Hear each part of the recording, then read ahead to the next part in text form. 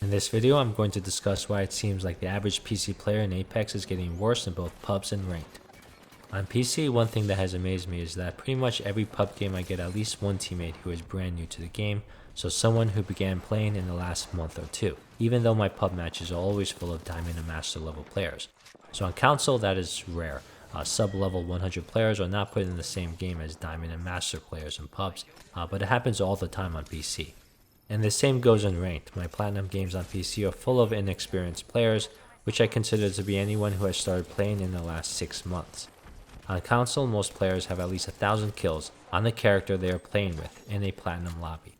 On PC, 1,000 kills is definitely not the norm, I find, especially for my random teammates. This indicates that the player base on PC is relatively new to the game. When the player base grows quickly, a higher percentage of the player base is new, obviously. Now take a look at this graph. In the last 6 months, the average concurrent player base on Steam increased 53%. So without making any adjustments, this means that 35% of the player base on Steam as of April 2022 started or rejoined in the last 6 months. But actually, it is a lot higher than that because of monthly churn. Churn is the percentage of users who quit the game in a month.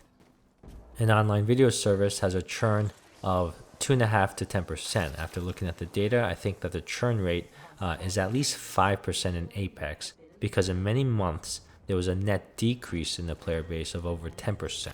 So the churn in that month has to be at least 10%, for example. So if we assume that in months in which Apex added players, the churn was just 5%, and in months in which Apex lost players, churn was the net decline in the player base plus 5%. This implies that 75% of the average concurrent users in Apex Legends started in the last 6 months. 75% is a huge number. This model oversimplifies it since you have players who quit but then return, but on the other hand, I think my 5% minimum churn assumption could be on the low side. So if you are experienced at Apex, this pretty much guarantees that in pubs, in the vast majority of your games, both of your random teammates probably joined Apex in the last 6 months because of SBMM. I've been playing Apex for over 3 years and the game is still a lot of fun because they keep adding new players, abilities, and maps. My progress has slowed, but I'm still improving as a player. It takes at least 6 months to get to an okay level in Apex in my opinion.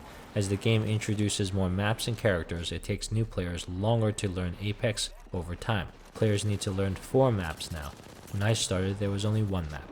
There are 20 legends. When the game started, there were only 8 legends. So because Apex is becoming more complex each season, it is taking new players longer to master the game. Because of this, my estimate of 75% of the player base being new is unlikely to be too high. Despite the lack of 120 FPS, players on console have a lot to be thankful for since the churn rate is lower on console probably, and thus your random teammates tend to be more experienced. Thanks for watching. If you enjoyed this video, please subscribe.